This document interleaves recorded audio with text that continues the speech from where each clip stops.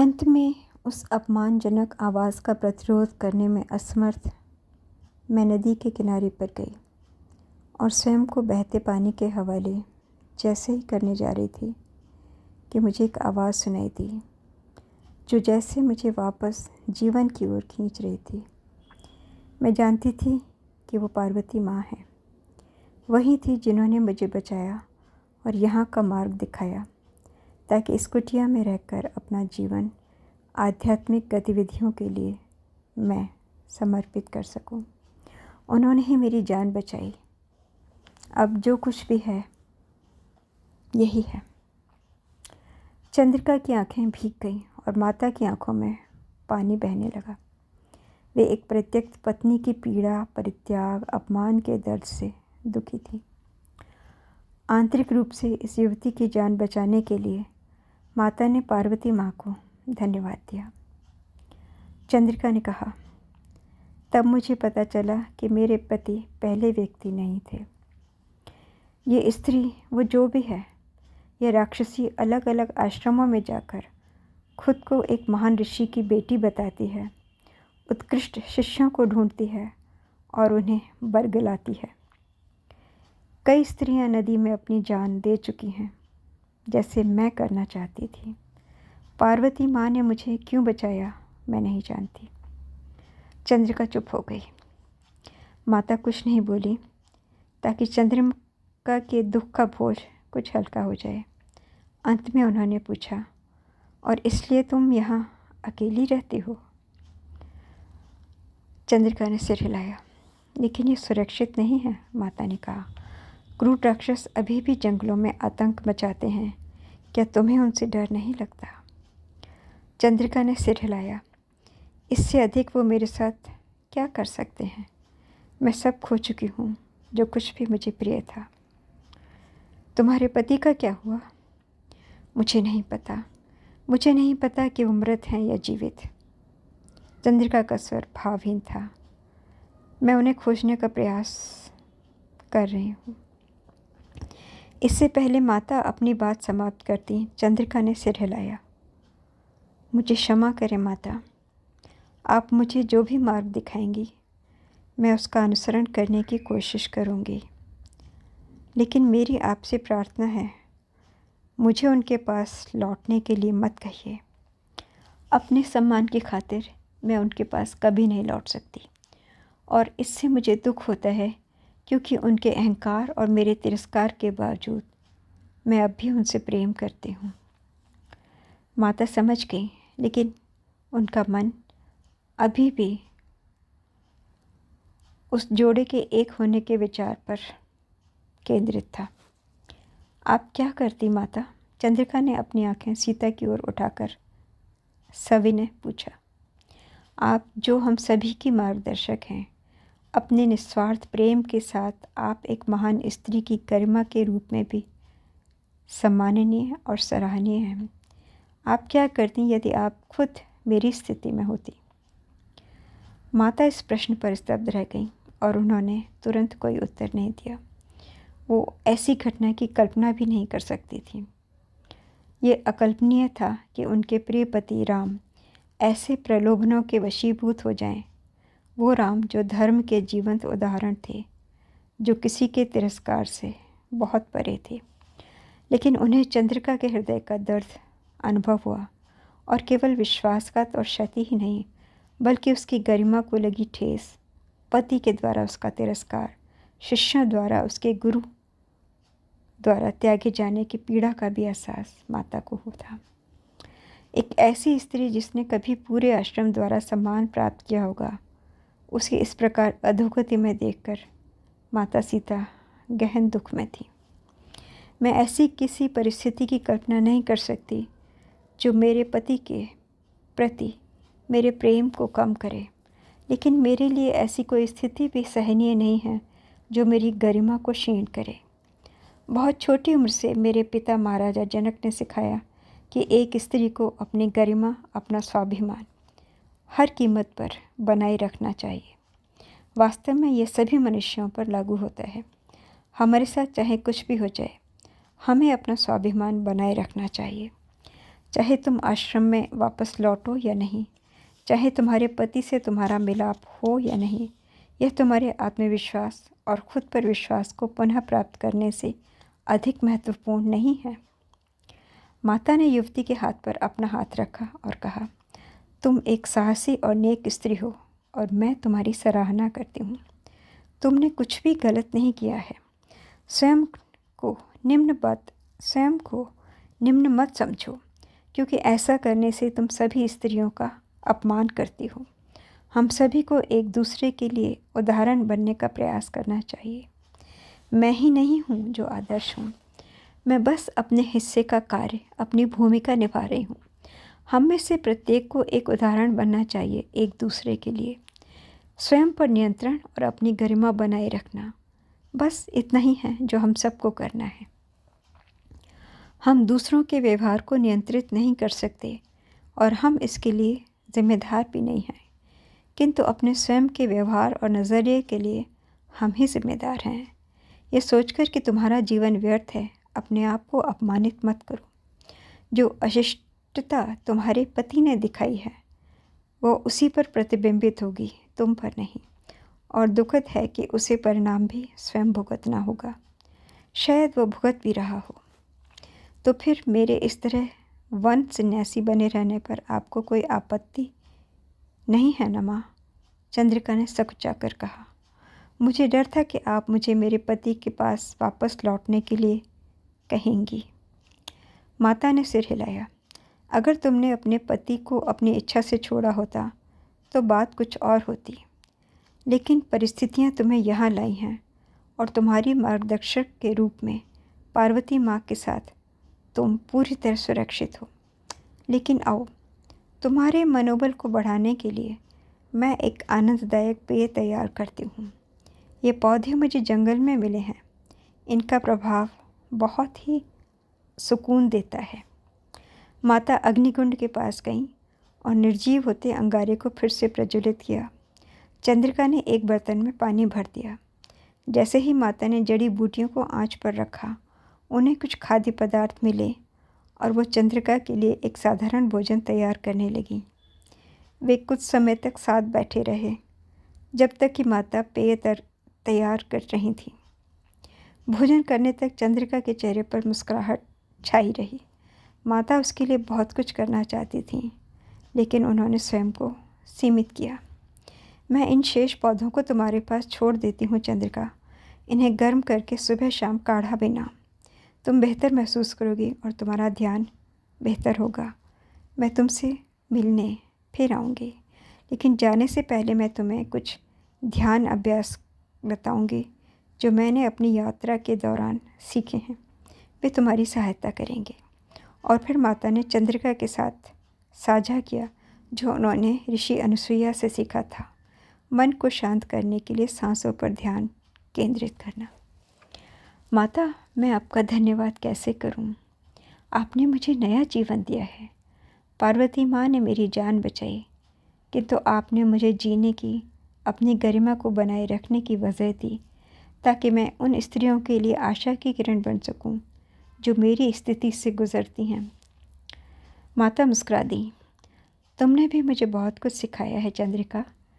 मैं तुम्हें आश्रम में लौट जाने के लिए प्रोत्साहित करती, लेकिन तुमने मुझे दिखाया कि एक स्त्री में अपने जीवन की राह खुद तराशने और अपना भविष्य चुनने की शक्ति और साहस होना चाहिए। तुमने सन्यासी बनना चुना है और मैं प्रार्थना करूंगी कि तुम्हें अपनी राह में पथ प्रदर्शन के लिए हमेशा ज्ञान और विवेक प्राप्त हो।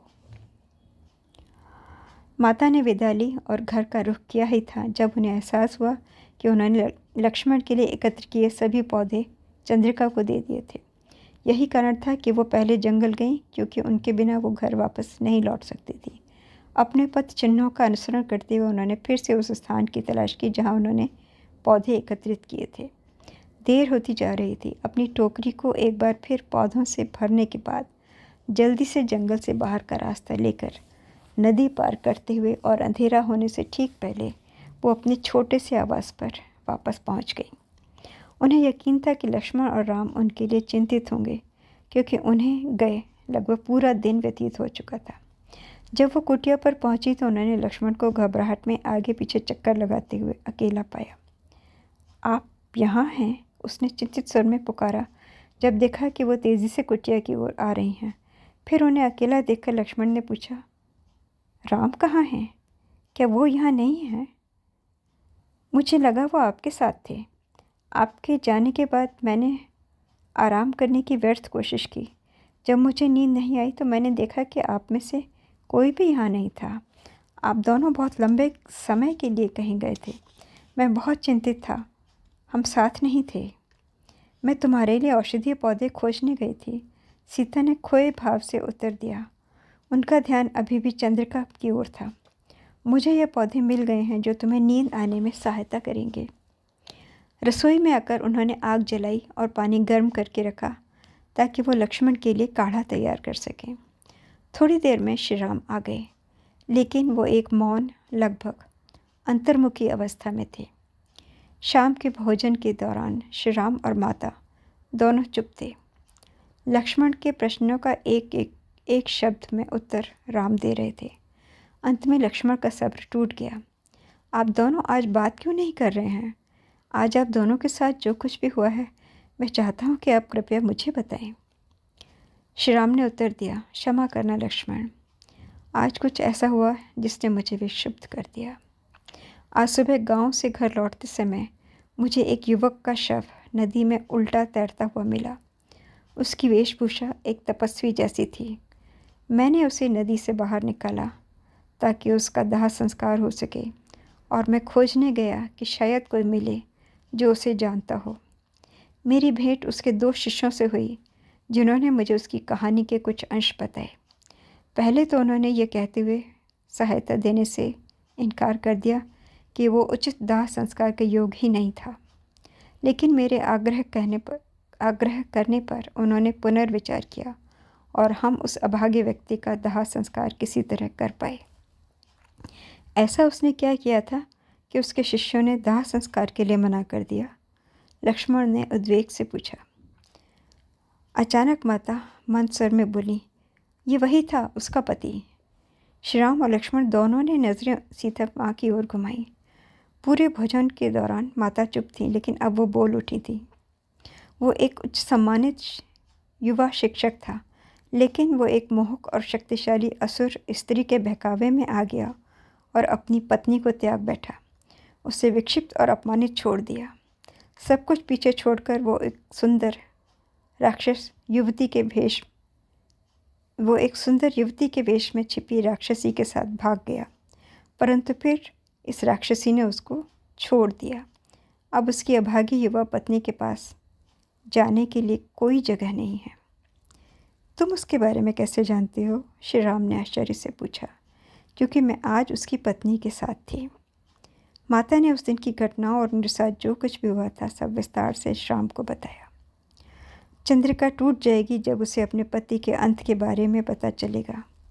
मुझे कल उसके पास जाना होगा और इस सच्चाई से अवगत कराना होगा, माता ने कहा। श्री राम सोच में पड़ गए। मैं तुम्हारे साथ चलूँगा। मुझे डर है कि यह स्त्री जो आश्रमों में उपद्रव कर रही है कोई साधारण स्त्री नहीं है। उसके पास अवश्य ही धूर्तता की बड़ी शक्तियाँ हैं। हमें पता लगाना होगा कि उसका उद्देश्य क्या है। लक्ष्मण ने कहा, मैं उसकी तलाश में रहूँगा भ्राताश्री। लेकिन माता चंद्रिका के पास दोबारा नहीं जा पाईं। अगले दिन सुबह सुबह एक ग्रामीण श्री राम और लक्ष्मण को सूचना देने आया कि पिछली रात पड़ोस की बस्ती में मार काट हुई थी। कोई भी ग्रामीण जीवित नहीं बचा था।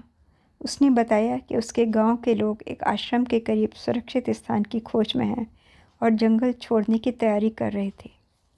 जैसा कि श्री राम और लक्ष्मण ऐसे नृशंस कार्य को अंजाम देने वाली शक्तियों की तलाश में जाने की तैयारी करने लगे, उन्होंने माता को कुटिया में ही रहने के लिए कहा।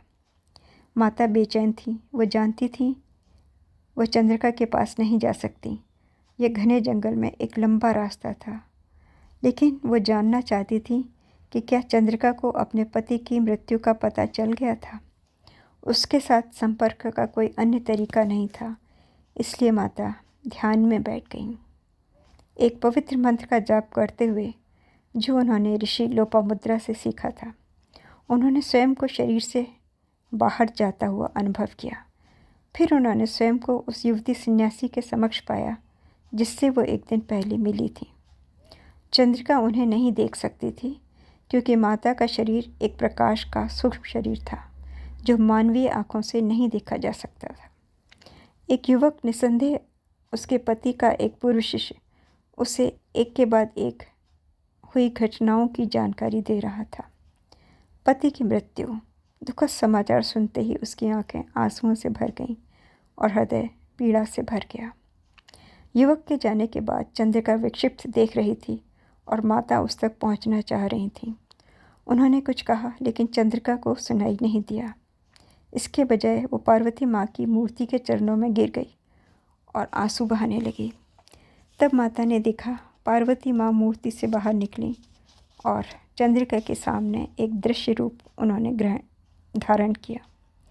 पुत्री, चंद्रिका के माथे को थपथपाते हुए माँ पार्वती ने कहा, उठो और देखो, देवी सीता तुम्हें सांत्वना देने आई हैं। उनकी सहायता लो, तुम ठीक हो जाओगी। फिर माता पार्वती मूर्ति में समा गईं। चंद्रिका ने चारों ओर देखा। वो अब माता को देख पा रही थी। वो संवेदनशीलता से बोली, राम ने स्वयं दाह संस्कार किया था। तुम्हारे पति के शुभ कर्मों का उन्हें ये परिणाम प्राप्त हुआ है। तुम्हें उसके प्रति किसी भी तरह के मोह से स्वयं को मुक्त करना होगा। अपने अतीत से बाहर आओ चंद्रिका। तुम एक नए जीवन की शुरुआत करने जा रही हो और यदि तुम दृढ़ता से प्रयास करती हो तो अवश्य सफल होगी। मुझ में अब ताकत नहीं बची है माता, जीने की कोई इच्छा नहीं है, चंद्रिका ने रोते हुए कहा। तो मैं तुम्हें अपनी कुछ शक्ति दूंगी। माता के आध्यात्मिक शरीर के चारों ओर तेज प्रकाशपुंज विस्तृत होता गया तब तक जब तक वह चंद्रिका के भी चारों ओर व्याप्त नहीं हो गया। तुम सुरक्षित रहोगी और अपनी साधना, अपना आध्यात्मिक अभ्यास निरंतर नियमित रूप से जारी रखोगी और कई आध्यात्मिक प्रतिफल प्राप्त करोगी। सब कुछ होने के बावजूद मैं अब भी उससे प्रेम करती हूँ। तुम फिर मिलोगे बेहतर परिस्थितियों में, लेकिन यदि तुम्हें आगे बढ़ना है तो अभी के लिए अपनी सभी आसक्तियों को त्यागना होगा। उसमें अटके रहना तुम्हें रोकेगा और तुम्हारे पति को भी। राम ने उसे उसके दुखों से मुक्त कर दिया है, अब तुम उसे मत रोको। तो क्या वो बिना दंड के छूट जाएगी, वो दुष्ट स्त्री? चंद्रिका के आंसू अब थम गए थे। माता ने तुरंत उत्तर नहीं दिया। अंततः उन्होंने अफसोस व्यक्त करते हुए कहा, अपने कर्मों से कोई नहीं बचता चंद्रिका। वो बिना सजा के नहीं छूटेगी। उसकी एक जीवित मृत्यु होगी। वो जीने के बजाय मृत्यु चाहेगी, किंतु उसे जीना पड़ेगा। चंद्रिका को अंतिम प्रेममयी झलक दिखाकर माता ने स्वयं की विस्तृत आभा को अपने शरीर में वापस ले लिया। उन्होंने स्वयं को वापस अपनी छोटी सी कुटिया के भीतर ध्यान में बैठा पाया। जब माता को एहसास हुआ कि उन्होंने चंद्रिका से क्या कहा है तो वे अवाक रह गईं। वो नहीं जानती थी कि उनके मुंह से ये शब्द क्यों निकले। उन्हें इस स्त्री का भाग्य कैसे पता हो सकता था, जबकि उन्हें यह तक नहीं पता था कि वो स्त्री थी कौन। लेकिन माता ने इसे अधिक महत्व नहीं दिया। एक सुकून उनके भीतर लौट आया जब उन्हें यकीन हो गया कि चंद्रिका ठीक हो जाएगी और जीवन में आगे बढ़ेगी। दिन बीतता गया और श्री राम और लक्ष्मण नहीं लौटे। उनके पास पानी कम था और उन्हें शाम के भोजन के लिए पानी लाने नदी पर जाना था। सावधानी से सभी ओर देखते हुए माता अपनी बेटी गोदावरी के पास पानी लेने नीचे गईं। अपने घड़े भरने के बाद तेज़ी से बहते पानी की ध्वनि के माध्यम से उन्हें अपनी पुत्री के शब्द सुनाई दिए, सावधान माता, खतरा नज़दीक है। वो मुड़ी और झोंपड़ी की ओर वापस जाने लगीं जब उन्हें सबसे मोहक सुगंध का अनुभव हुआ। इससे पहले उन्होंने ऐसी मनोरम सुगंध कभी नहीं सूंघी थी। ये नए फूल होंगे जो मेरी बेटी मुझे भेज रही है, माता ने सोचा। जब अचानक चंद्रिका के पति को बहकाने वाली राक्षसी के साथ आने वाली उस सुगंध के बारे में उसके शब्द उन्हें स्मृत हो गए। वो नज़दीक ही है, अपने मार्ग पर लौटते हुए सीता ने सोचा और अपनी चाल तेज़ कर दी। वो अब किस अहित का सपना बुन रही होगी। अचानक उनके मन में लक्ष्मण का विचार आया। वो थका हुआ था, नींद न आने से उसका शरीर कमज़ोर हो गया था।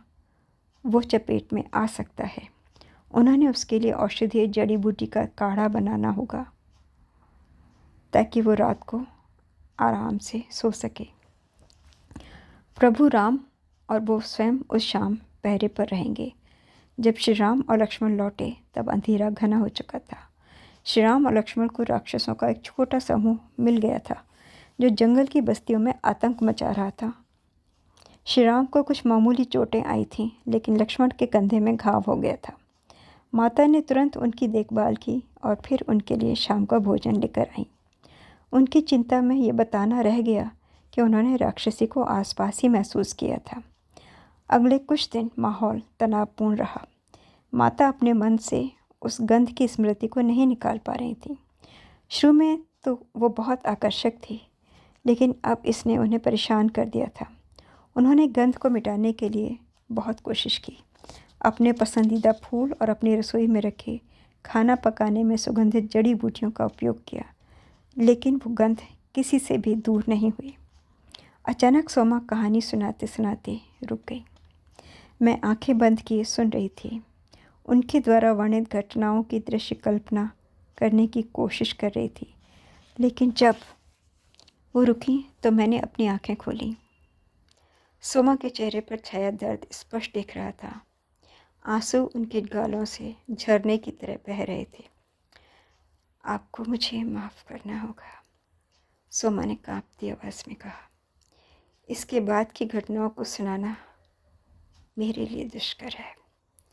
वे मेरे लिए अत्यंत कष्टदायक हैं, क्योंकि मैं किसी तरह से उनकी सहायता नहीं कर सकती थी। मैं अपनी माता की सेवा नहीं कर सकी जब उन्हें मेरी सबसे अधिक आवश्यकता थी। सोमा ने अपना चेहरा अपने हाथों से ढका और फपक कर रो पड़ी। ये मेरे लिए सबसे अधिक कष्टदायक व्यथा है कि जो कुछ उन्हें सहना पड़ा, उसे सहन करने के लिए, साझा करने के लिए मैं उनके साथ नहीं थी। मैंने अपने आसपास देखा, हम अब अकेले नहीं थे। जब हम सोमा को सुन रहे थे तो अनेक तपस्वी कुटिया में आकर बैठ चुके थे। एक ने कहा, तनाव मत लें सोमा। फिर हमारी ओर मुड़ते हुए उन्होंने कहा, जब ये कहानी के इस हिस्से पर पहुंचती हैं तो हमेशा दुख से भर जाती हैं। अच्छा होगा कि उन्हें आराम करने दिया जाए ताकि वो अपनी शक्ति समेट सकें। संभवतः हमें चलना चाहिए। आपको आराम की आवश्यकता है, मेरी माँ ने सोमा से कहा। सोमा ने असमंजस में सिर हिलाया। बस मुझे कुछ पलों का समय दें, फिर मैं आगे सुनाती हूँ। सूरज की गर्मी क्षीण हो रही थी और कोई भी कुटिया से बाहर नहीं जाना चाहता था। सोमा ने फिर से अपनी आंखें बंद कर लीं और फिर से अतीत में ध्यानस्थ हो गईं। हम सब मंत्रमुग्ध से प्रतीक्षा कर रहे थे। उन्हें उससे उबरने और अपनी कहानी वापस शुरू करने में थोड़ा सा समय लगा।